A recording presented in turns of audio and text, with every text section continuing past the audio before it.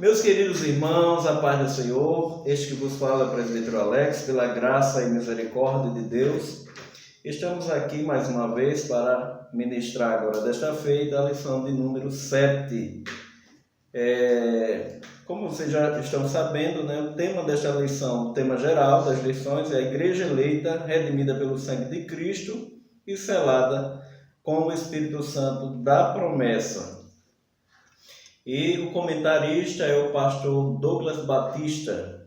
Ele é o comentarista das lições deste trimestre. Basicamente, nós estamos estudando sobre eclesiologia, doutrina da igreja, os fundamentos que Paulo pauta a respeito da doutrina da igreja. Nós estamos este trimestre recebendo iluminações da parte de Deus por homens que são usados e levantados por Deus para tal missão.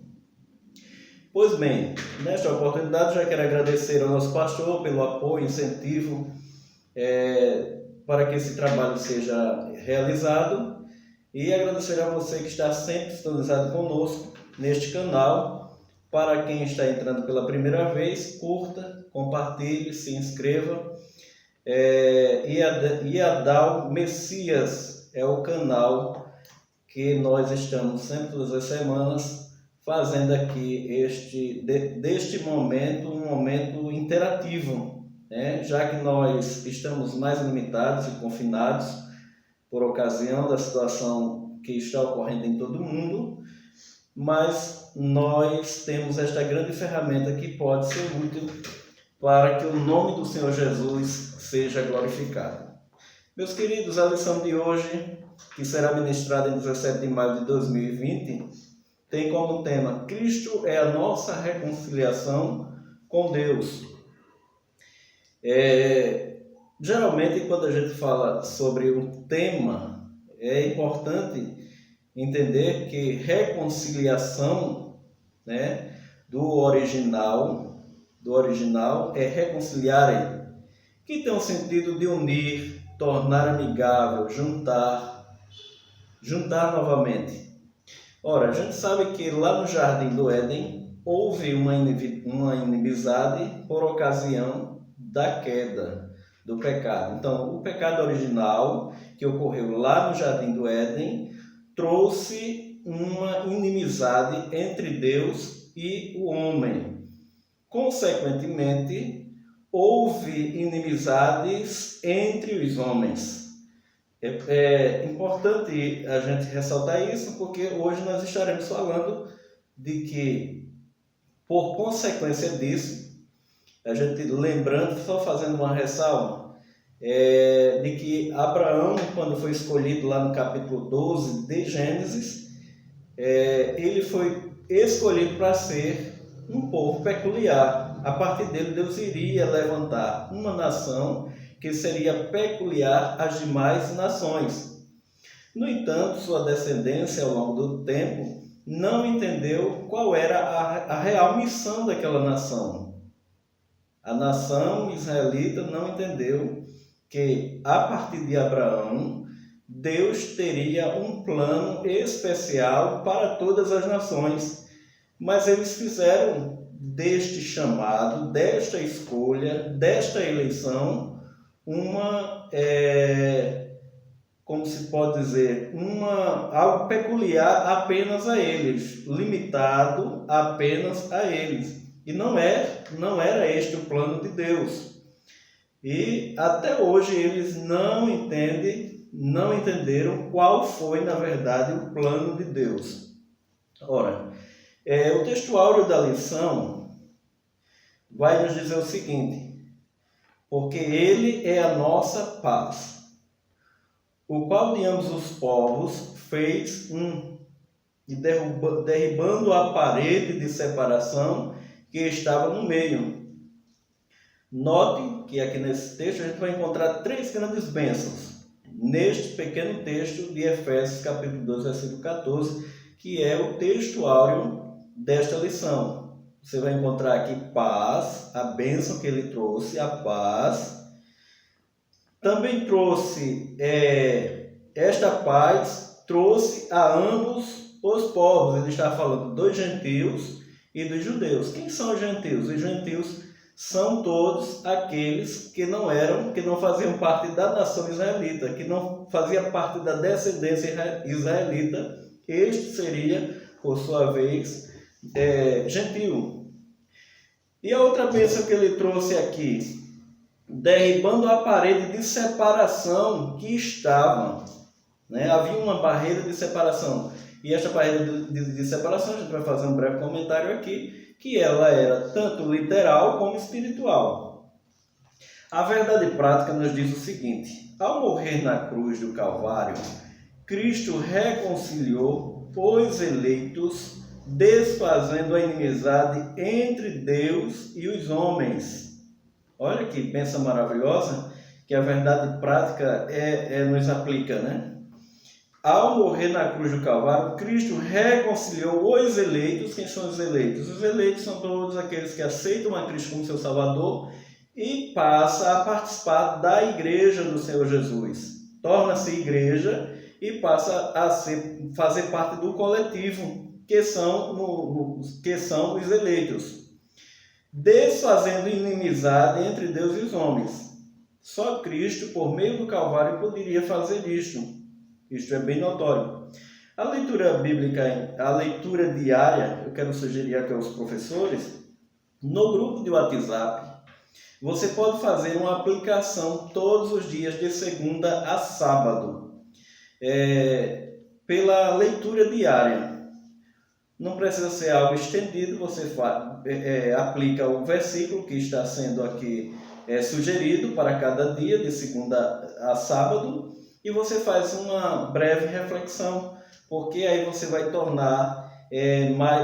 tornar-se mais conectado com os seus alunos, e no decorrer da semana eles terão alguma coisa para esmiuçar. Talvez surja até alguma dúvida, né? Agora nós não estamos com esta liberdade, né? Você já sabe o motivo, mas quando retornar você pode até fazer com que esse trabalho seja útil para a sua sala.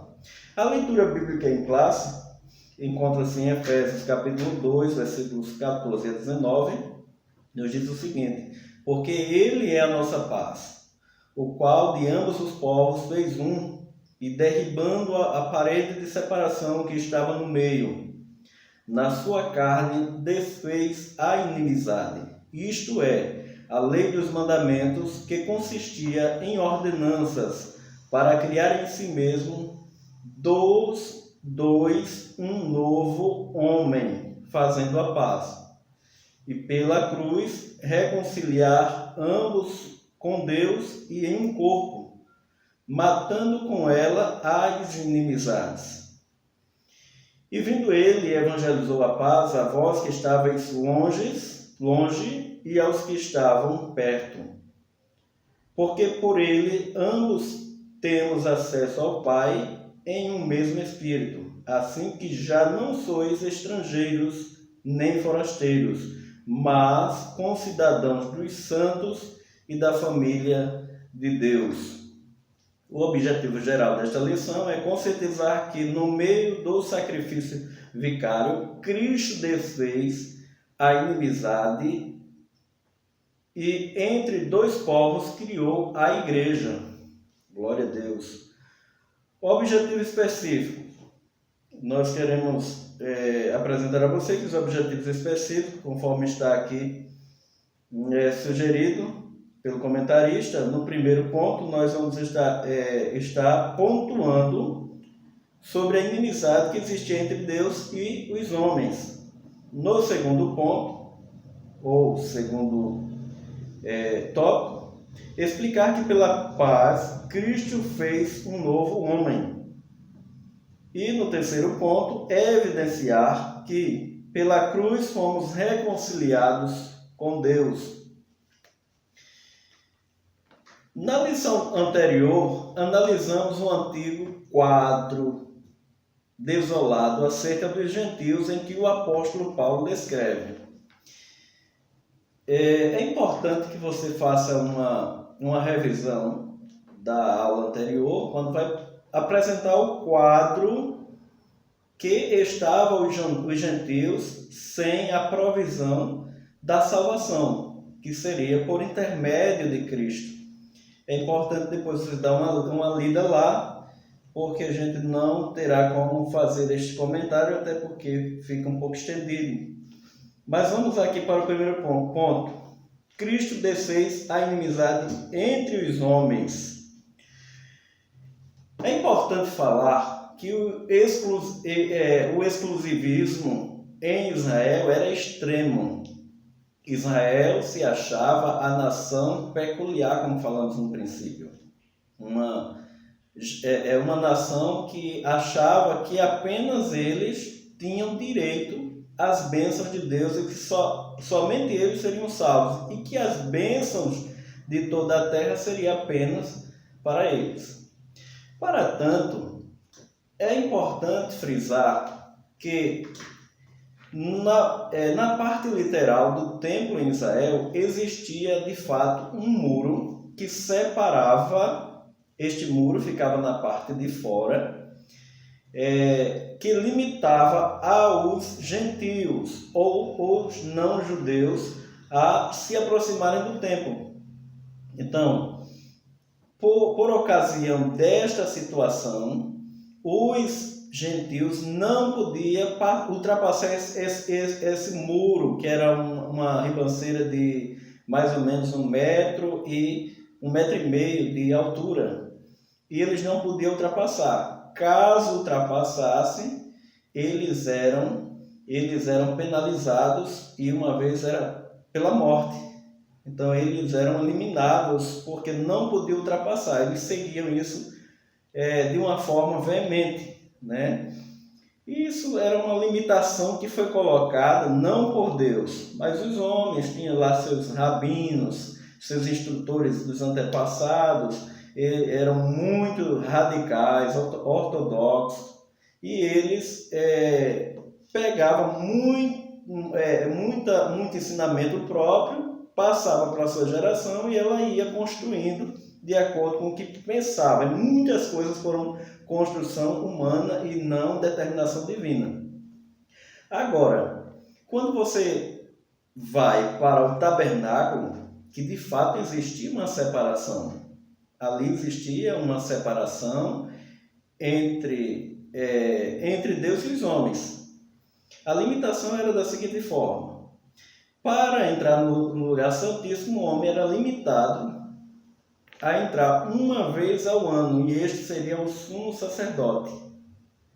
O sumo sacerdote tinha esta liberdade de adentrar uma vez ao ano, mas cumprindo toda a cerimônia, se santificar, sacrificar um animal por si e por sua família, lhe daria condição dele entrar, né? Tem que se lavar, tem que fazer realmente uma cerimônia para tanto, para adentrar o lugar santíssimo. Ora, existia uma cortina que separava o lugar santo do santíssimo.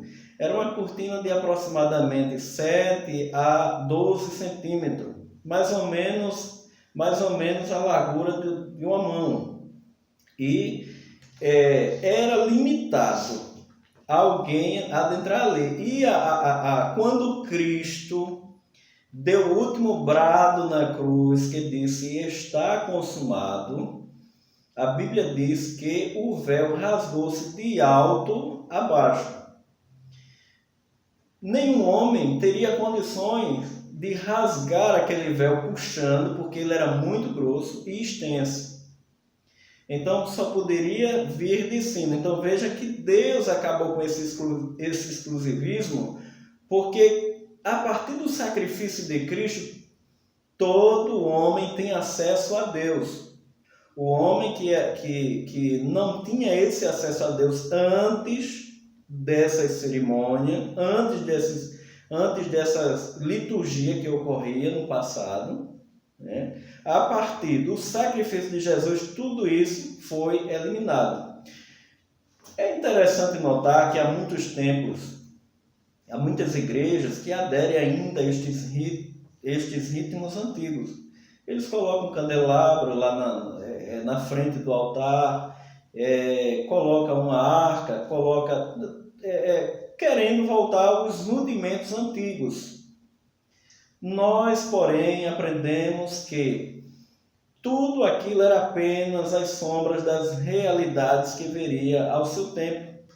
Cristo eliminou todo o sistema litúrgico que provisoriamente traria salvação para o homem. E era assim que eles entendiam, porque se pegava um animal, o infrator, o pecador, pegava o animal, levava até o sacerdote impunha a mão sobre a cabeça do animal e sobre a cabeça do infrator e confessava o pecado do infrator e simbolicamente passava para o animal. E a partir dali o animal era sacrificado, morto. Porque a Bíblia vai dizer que o salário do pecado é a morte. Então esse trabalho litúrgico era feito, essa cerimônia sempre era realizada com a intenção de provisoriamente, não era perdoado o pecado, mas era uma provisão até que Cristo viesse. Porque quando Cristo veio, ele mudou esta realidade, ele mudou esse testamento. E você vai ver que em Lucas capítulo 22, versículo 20, ele vai dizer: este cálice é o novo testamento no meu sangue, que é derramado por vós.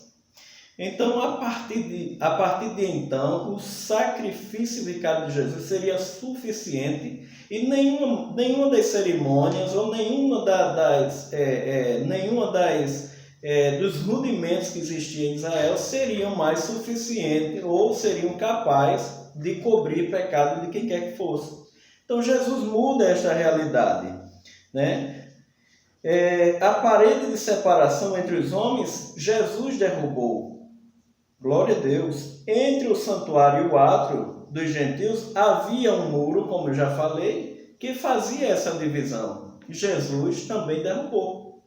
Quando Jesus predisse que no templo, Jesus olhou para os discípulos e disse: está vendo tudo isso aqui? Não ficará pedra sobre pedra que não seja derribada. A profecia de Jesus cumpriu-se literalmente. Se você está lembrado, o templo chamado Formosa havia um revestimento de ouro. As portas tinham revestimentos de ouro. O templo tinha realmente muito ouro. Quando o general Tito veio no ano 70 depois de Cristo, ele colocou fogo em Jerusalém e o templo foi totalmente destruído, ficando até hoje não existe um templo oficial dos judeus em Israel. Então você vai ver lá um muro de lamentações, onde apenas este muro ficou para um memorial, onde eles sempre estão lá relembrando e fazendo suas preces, suas orações a Deus, mas não existe um templo oficial. Então quando o general Tito veio, que ia ter o fogo na cidade, destruiu o muro, e o fogo destruiu todo o templo, acontece que o ouro que existia ali derreteu, entrou pelas brechas pelas brechas dos fundamentos do templo e foi preciso escavar para tirar. Eles escavaram, então começaram a tirar as pedras para poder tirar os ouros que ali existiam. Então, até neste fato, foi cumprido literalmente que não ficaria pedra sobre pedra. Cumpriu-se isso literalmente. E aí, Jesus quebrou de uma vez por todas as barreiras. O homem não tem mais essa limitação. O extremismo judaico era excessivo, né? E você vai ver isto quando Paulo, voltando de sua viagem missionária, ele vai testificar das ocorrências. Os judeus ficaram tão revoltados com ele que queriam matá-lo porque eles alegaram, dizendo que ele havia deixado ultrapassar o muro. Judeus haviam passado, ou melhor, que gentios haviam ultrapassado com ele o muro que não era permitido. Isso foi um alvoroço tão grande que você vai ver a partir do capítulo 20 de Atos dos Apóstolos, você vai ver a situação extrema que Paulo passou por causa do extremismo dos judeus. Por causa do extremismo dos judeus. Então você vê aí que eles tinham até esse preconceito com os gentios. Os gentios não tinham a bênção de Deus. Para eles, não. Os gentios não poderiam ser salvos. Apenas eles. É de tal forma que Pedro, numa certa feita, viu uma grande visão, um lençol que descia do céu e tinha lá vários animais, né? E ele ouviu a voz dizer, o próprio Deus dizendo, pegue e coma. Ele disse, nunca, como eu posso comer? Eu não posso comer animais impuros, né? Deus estava querendo trazer para ele uma lição de que não existia mais essa barreira. Essa forma de alimentação que eles não podiam comer durante a peregrinação também tinha a ver com a higiene. Por exemplo, a carne de porco ela tem várias toxinas. Se você comer por um mês essa carne no deserto, certamente você vai adoecer, porque o seu corpo não está munido, né? Você está em um ambiente aberto, você está sofrendo algumas situações climáticas e não há uma higiene. Até porque lá não existia água suficiente, não existia. Deus tinha que prover a água para que eles pudessem utilizar, se banhar, beber. Então você vai ver uma série de coisas que Deus impediu que eles fizessem por conta disso. Por exemplo, a circuncisão. A circuncisão era uma pequena cirurgia que era feita na parte do órgão sexual masculino para que essa cirurgia que se fazia era para que deixasse marcado Israel, os homens israelitas fossem separados das demais nações, mas tinha a ver também com higiene, né? No deserto não tinha água, então Deus tinha todo o cuidado com o povo. Não tinha água, então era uma forma também de fazer com que Israel se higienizasse desta forma. Então veja os cuidados de Deus, né? Vamos mais adiante, você vai ver também aqui que os conceitos da lei, dos mandamentos, a compreensão no item 3, a compreensão desse conceito repousa na visão tripartida da lei mosaica. Isso tudo estava dentro de uma lei, mas houve uma divisória para melhor entender. A lei civil que trabalhava, né, a questão da cidadania dos judeus, a moral, a conduta dos judeus e a cerimonial, os rituais que eram observados, as comidas, as festas, tudo isso estava dentro da lei que foi colocada para que eles seguissem. Então você vê aqui que a cerimônia, aqui a lição vai dizer aqui, de partir da lei mosaica, moral, cerimonial, civil, e na verdade são três esferas da mesma lei. A lei civil diz respeito aos israelitas como cidadão. A lei moral permanece em vigor como padrão de conduta, mas não como meio de salvação. Apesar deles seguirem esses preceitos da lei, estes segmentos tripartidos da lei, a moral, a conduta e também essa daqui, a civil, isto não garantiria para eles a salvação, porque a salvação é entendido, é compreendido. Paulo vai trazer essa compreensão para os Efésios, que esta salvação é exclusivamente por meio de Cristo. Ele queria fazer os Efésios entenderem isso, né, que a salvação era por meio de Cristo. Então você vai ver aqui uma série de coisas que eles praticavam e que eles achavam que isto era o máximo que lhe atribuíam a salvação. A lei cerimonial é citada como sendo a circuncisão, sacrifício, comida, bebida, dias de festa, luas novas e sábados. Tudo isto, porém, não se segue mais. né? Não se segue mais. Há igrejas por aí que ainda faz igreja por aí afora que faz esse procedimento, mas não é a forma correta, né? Porque Cristo é o suficiente. Você já viu? Muitas vezes a gente ouviu muitas mensagens, o nosso suficiente Salvador. Por quê? Ele é suficiente para nos salvar de qualquer situação. Jesus é suficiente em tudo. Não precisamos mais de rudimentos, de preceitos e de liturgias. Não precisamos mais, porque Cristo é suficiente. A revogação da lei dos mandamentos, a eliminação da barreira que divide judeus e gentios, se deu pela revogação da lei dos mandamentos. Mas esta revogação da lei dos mandamentos, essa revelação não contradiz o que Jesus disse: não vim para revogar, mas cumprir a lei. Logicamente, por que Jesus veio cumprir a lei? Porque Cristo cumpriu a lei. Porque para que alguém fosse perdoado, tinha que morrer o inocente, ou o pecador mesmo teria que morrer. Então, como Cristo morreu, ele pagou o preço foi pago. Então, ele cumpriu a lei, ele não revogou a lei, ele cumpriu a lei. E a partir dele, tudo mudou, porque ele fundou o Novo Testamento. Então, não existe mais, não é mais necessário que a gente siga os rituais, né, os ritmos da antiga aliança, porque Cristo já pagou o preço por nós. Isto tudo foi suficiente. No ponto 2, a gente vai falar sobre a paz de Cristo.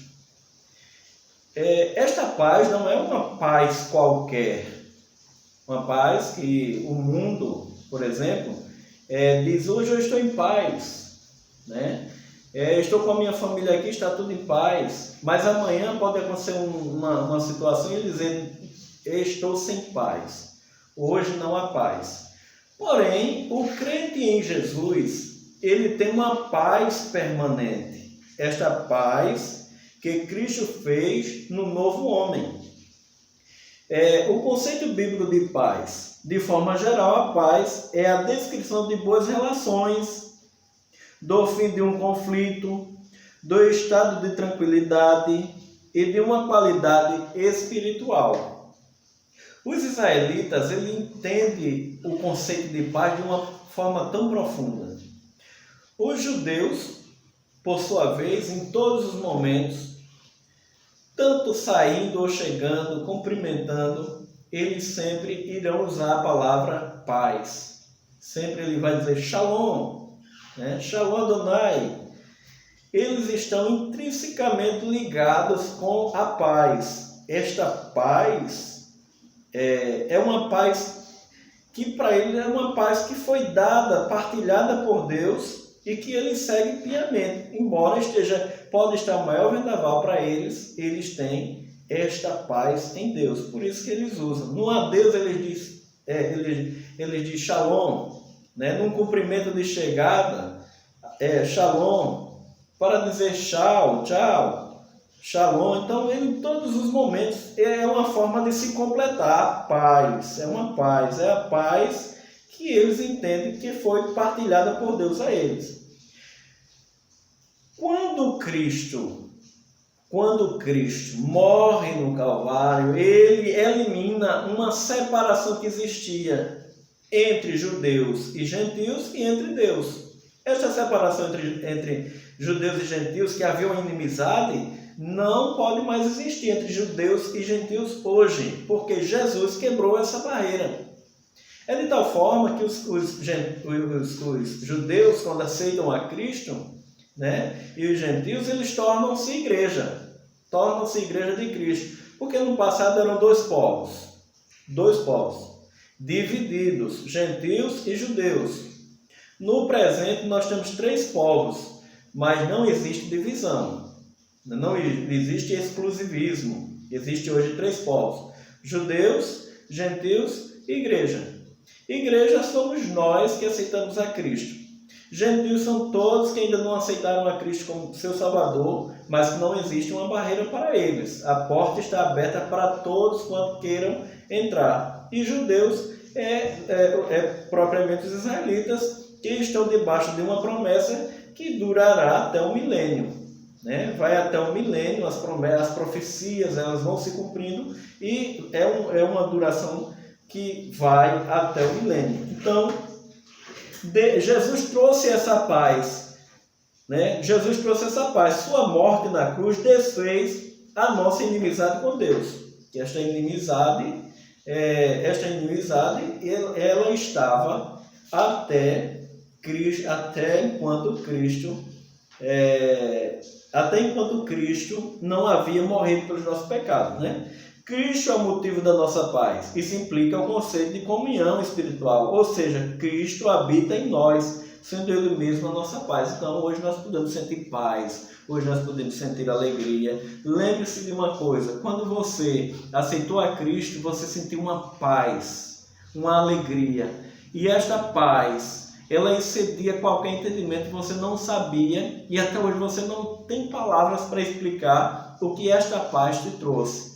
É uma paz que Paulo vai dizer que excede todo o entendimento, né?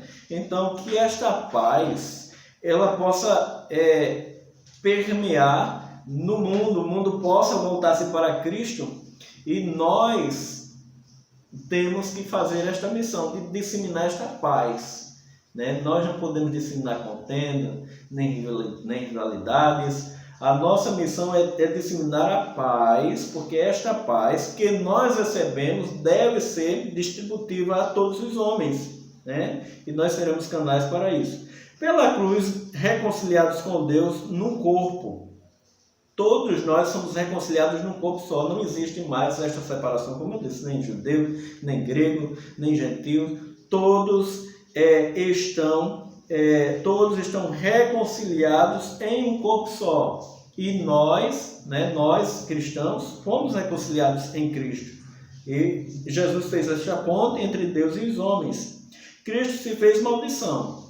Agora é interessante que a cruz antes de Cristo ela é uma maldição. Todos olhavam, quem morria era um maldito, um malfeitor. Depois de Cristo, a mensagem emblemática da cruz muda o seu sentido. Veja o que Paulo falou aos Coríntios no capítulo 1, versículo 20. Onde está o sábio? Onde está o escriba? Onde está o inquiridor deste século? Porventura não tornou Deus louca a sabedoria deste mundo? Ele vai dizer no versículo 22, porque os judeus pedem um sinal, os gregos buscam sabedoria. Mas nós pregamos a Cristo crucificado, que é escândalo para os judeus e loucura para os gregos. Para os judeus era uma loucura. Por que era uma loucura? Porque, para os judeus era escândalo. Porque os judeus não esperariam um rei que viesse de uma manjedoura, um rei simples, humilde, de uma família pequena, pobre. Eles esperavam um rei, e até hoje eles esperam um rei que venha do trono, um rei com majestade, com grandeza, para libertá-los do domínio das nações. Eles esperam até hoje. Então, para eles aquilo é um escândalo. A cruz para eles é um escândalo. Para os gregos, que é o berço da civilização, onde surgiram vários filósofos, vários pensadores, para eles é uma loucura, né? Ora, como é que um homem, filho de Deus, um homem rico, poderoso, dono de todas as coisas, morrer para poder salvar a humanidade? Então, para eles é uma loucura. Mas Paulo não estava nem aí para o que eles diziam. Paulo continuava pregando a cruz, ele disse, é o poder de Deus e salvação para todo que crê. Ele continuava sempre persistindo, pregando a Cristo. Aí ele vai dizer, mas nós pregamos a Cristo crucificado, que é escândalo para os judeus e loucura para os gregos. Não parou de pregar a palavra de Deus. Então você vai ver aí que era obrigado a carregar. Aliás, que apesar do escândalo, apesar dos povos, das nações, vê aquilo ali como uma loucura, principalmente os gregos.